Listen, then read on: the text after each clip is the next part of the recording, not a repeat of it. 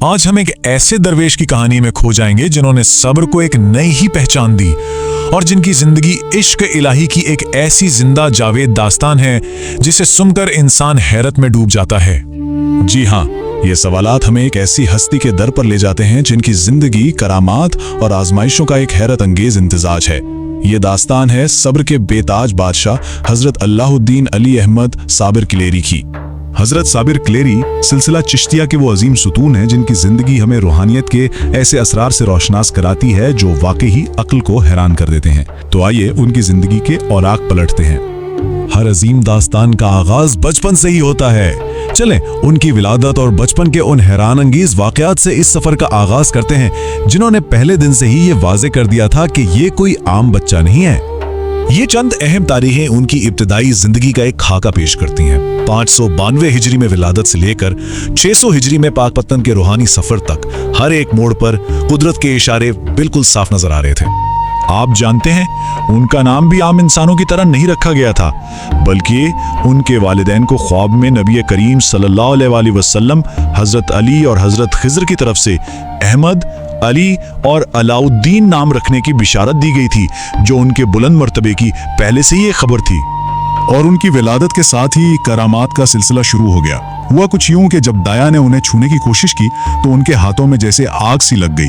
یہ جلن تبھی ختم ہوئی جب ان کی والدہ نے کہا کہ پہلے وضو کرو۔ یہ اس نور کی پہلی جھلک تھی جو وہ اپنے ساتھ اس دنیا میں لائے تھے۔ ذرا سوچئے، صرف 4 سال کی عمر میں جب بچے ابھی ٹھیک سے بولنا سیکھ رہے ہوتے ہیں، ان کی زبان سے توحید کا سب سے گہرا راز جاری ہوا، لا موجود الا اللہ، یعنی اللہ کے سوا کچھ موجود نہیں۔ یہ ان کی ابتدائی روحانی بیداری کا ایک کھلا ثبوت تھا۔ بچپن کی یہ نشانیاں تو صرف شروعات تھیں۔ اس کے بعد ان کی زندگی کا اگلا باب علم کے حصول اور صبر کی اس عظیم داستان کو رقم کرنے کے لیے تھا جس کی مثال شاید ہی کہیں ملتی ہو۔ والد کے انتقال کے بعد ان کی والدہ انہیں اپنے بھائی یعنی وقت کے عظیم صوفی بزرگ حضرت بابا فرید الدین گنج شکر کے پاس پاک پتن لے آئیں تاکہ ان کی روحانی تربیت کا باقاعدہ آغاز ہو سکے۔ 12 یہ صرف ایک عدد نہیں بلکہ ان کے استقامت اور صبر کی ایک زندہ علامت ہے۔ آپ تصور کریں، پورے 12 سال تک انہوں نے بابا فرید کے لنگر کی ذمہ داری نبھائی، ہزاروں کو کھانا کھلایا مگر خود ایک لقمہ تک نہیں چکھا۔ کئی سال بعد جب ان کی والدہ نے انہیں انتہائی کمزور حالت میں دیکھا اور بابا فرید سے شکوہ کیا، تب جا کر یہ راز کھلا۔ جب پوچھا گیا تو ان کا جواب سنیے، کہتے ہیں، آپ نے مجھے کھانا تقسیم کرنے کا حکم دیا تھا، کھانے کا نہیں۔ میں اجازت کے بغیر کیسے کھا سکتا تھا؟ یہ اطاعت اور ضبط نفس کی ایک لازوال مثال ہے۔ ان کا یہ جواب سن کر بابا فرید کی زبان سے بے اختیار نکلا، تو واقعی صابر ہے۔ اور بس اسی دن سے دنیا انہیں صابر کے نام سے جاننے لگی، ایک ایسا لقب جو ان کی پوری زندگی کا آغاز بن گیا۔ اس عظیم امتحان کے بعد ان کی زندگی کا وہ دور شروع ہوا جہاں روحانیت اپنے عروج پر تھی اور آزمائشیں بھی پہلے سے کہیں زیادہ سخت تھیں۔ دیکھیے، ان کی زندگی کا محور صرف اور صرف عشق الہی تھا۔ صوفیاء کے نزدیک دل ایک آئینے کی طرح ہے جو صرف ایک ہی عکس دکھا سکتا ہے۔ جب دنیاوی محبت نے شادی کی صورت میں دستک دی تو ایک عظیم روحانی کشمکش نے جنم لیا۔ شادی کی رات جب ان کی دلہن حجرے میں داخل ہوئیں تو انہوں نے صرف ایک سوال پوچھا، ایک دل میں 2 کی محبت کیسے جگہ پا سکتی ہے؟ ان کے یہ الفاظ ادا کرتے ہی کمرے میں ایک ایسا نور اترا جسے ان کی دلہن برداشت نہ کر سکیں اور خالق حقیقی سے جا ملیں۔ اپنی بیوی اور پھر کچھ عرصے بعد والدہ کے انتقال کے گہرے صدمے کے بعد وہ 9 سال کے طویل عرصے تک استغراق کی کیفیت میں چلے گئے۔ یہ ایک ایسی گہری روحانی حالت ہوتی ہے جس میں دنیا اور اس کی ہر شے سے رابطہ جیسے منقطع ہو جاتا ہے۔ اس طویل محویت سے بیدار ہونے کے بعد ان کی زندگی کا آخری اور سب سے جلالی باب شروع ہوا۔ انہیں کلیر کی روحانی حکمرانی یعنی ولایت عطا کی گئی، جہاں ان کا سب سے کڑا امتحان منتظر تھا۔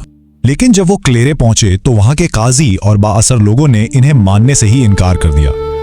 انہوں نے نہ صرف بابا فرید کا حکم نامہ پھاڑ دیا بلکہ جمعے کے دن انہیں امامت کے مصلے سے بھی اٹھا دیا گیا۔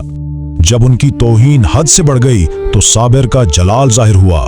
جلال یعنی اللہ کی وہ صفت جو باطل کو مٹا دیتی ہے۔ انہوں نے بے جان مسجد کو حکم دیا، اے مسجد تو بھی رکوع اور سجدہ کر، اور وہ مسجد اپنی چھت سمیت سجدے میں گر گئی اور اس کے ساتھ ہی تمام انکار کرنے والے بھی ختم ہو گئے۔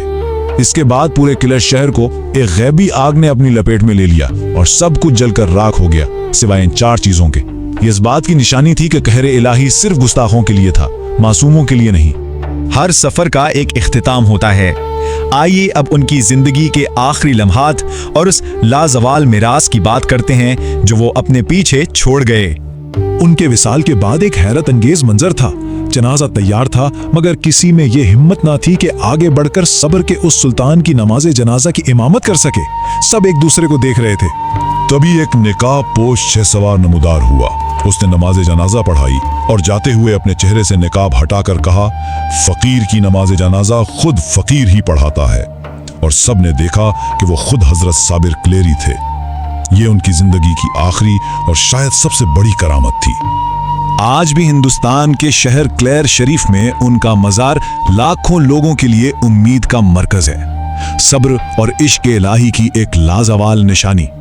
उनकी जिंदगी हम सबसे ये सवाल करती है कि आज की इस तेज रफ्तार दुनिया में, जहां हमें हर चीज फौरन चाहिए, हकीकी सब्र के क्या माने हैं? सोचने की बात।